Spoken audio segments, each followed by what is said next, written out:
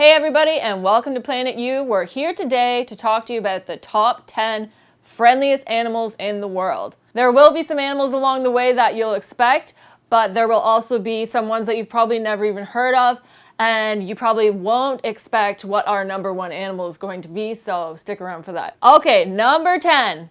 This animal is known as the quokka, and boy are these guys really cute. So these little marsupials from Australia, they've been known to approach humans, and actually if you go online you can see all sorts of pictures that people have taken with these little animals because they are so friendly. They'll come up to you and they'll almost like pose with you for your pictures. Reason being is because they have so few natural enemies. They've been isolated on Australian islands for so long that they rarely run away from bigger animals, and they don't hardly ever see people, so that's why they are not afraid of us. So they are very friendly with each other and with humans and other animals if they happen to see them, but it's very rare. Okay, number 9, the Canada goose, which is our bird for Canada. So people often think of swans as the friendliest bird, and they are friendly, but Canada geese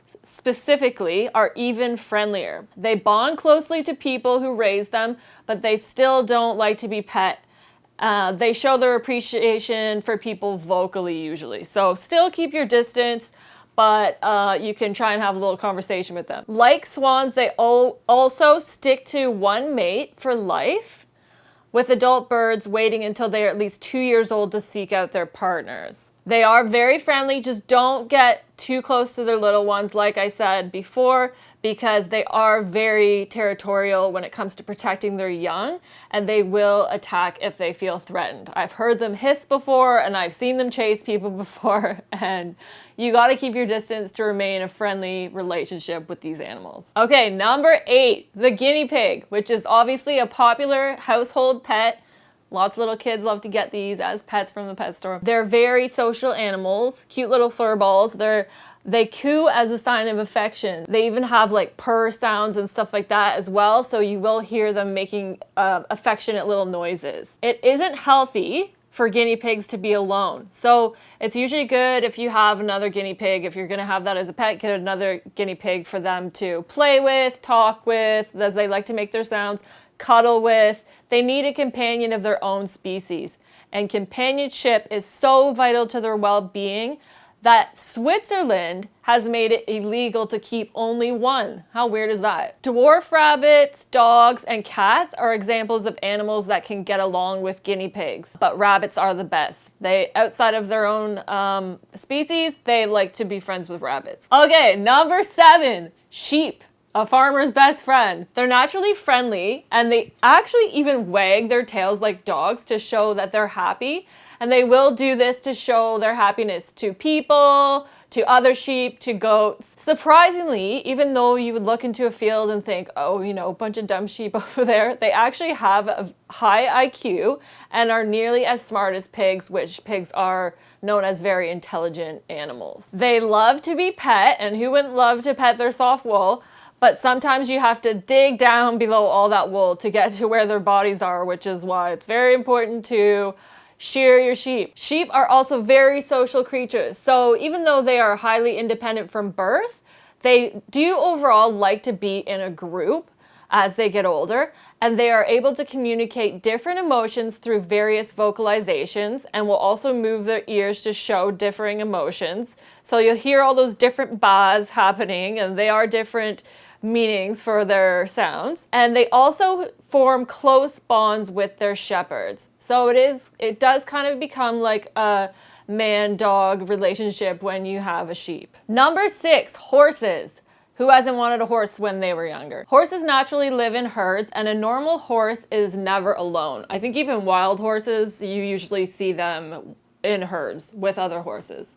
So they will bond with each other very easily, and they also will bond with any other type of animal that is around if another horse is not. So a chicken, a cat, any other type of barnyard animal. They will even express their interest in smaller animals by stretching their neck out to sniff them, greet the resident barn cat, or curiously nose at a friendly dog, Horses also enjoy the companionship of wildlife. So any type of wildlife that's even coming into the farm, they'll make friends with. So there are many stories of horses helping humans. For example, there's a horse that I read about called Bronco. So when one day in the middle of a therapy session, Bronco froze and purposely refused to move, the therapist conducting the session was perplexed, but seconds later, the client Bronco was carrying had a seizure. So they can pick up on things that are going to happen with people who have medical issues. Number 5, the rabbit, which is everyone's favorite little animal for Easter. Rabbits are naturally sociable and get along with all sorts of animals. They get along with cats, guinea pigs, birds, well-behaved dogs, and of course, humans. They love to cuddle and are perfect pets for people who are quiet, as they hate loud sounds. Rabbits love to be with humans, but unfortunately, they rarely get to show this side off to the world. There are lots of rabbits in the wild that just sort of stick to themselves and they don't get as much interaction. They can be trained, however, if you have them as a pet, to be called on by command and many other tricks, but are just as happy to be snuggling beside somebody. So here's one you may have expected. Number 4, dolphins. Humans have got along with dolphins for thousands of years. So dolphins see the world and solve problems in a similar way to humans. So their feelings could actually be considered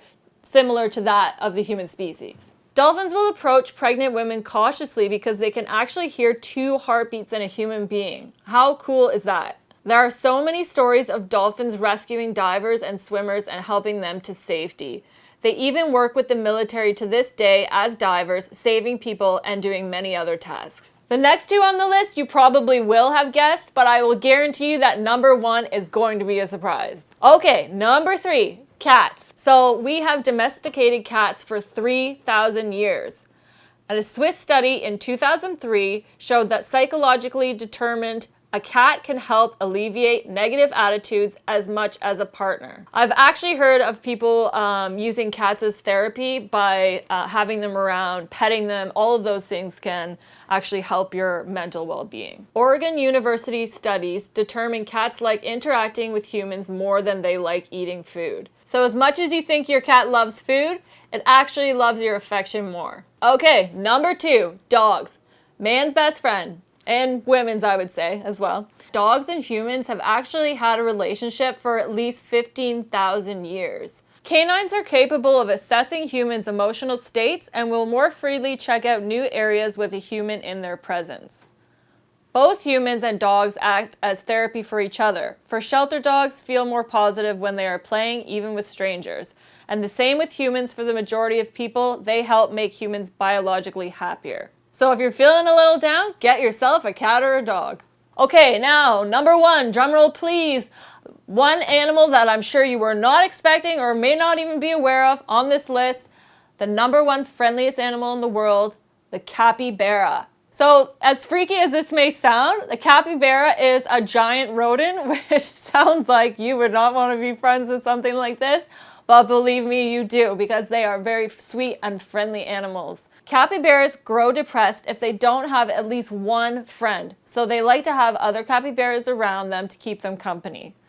They do, however, get along with pretty much every species. Humans, crocodiles even, camels, etc. They even adopt stray animals of different species into their family. How sweet is that? For example, there's a cat named Oyen in Malaysia that was adopted into a capybara family. Capybaras often let birds nestle into their fur, which also helps remove ticks that the capybara carry. So they kind of work together, them providing the comfort and the birds providing the grooming. And sometimes capybaras even act as animal taxis, allowing smaller animals to ride on their backs. So it is not uncommon to see a bird come perchly on top of a capybara. So there's our list of the top 10 friendliest animals. Are there any animals that we missed that you can think of that you thought should have been on that list? Please leave your comments below. And also hit the notifications bell, follow us, like us, subscribe. We're here to entertain. Thanks so much.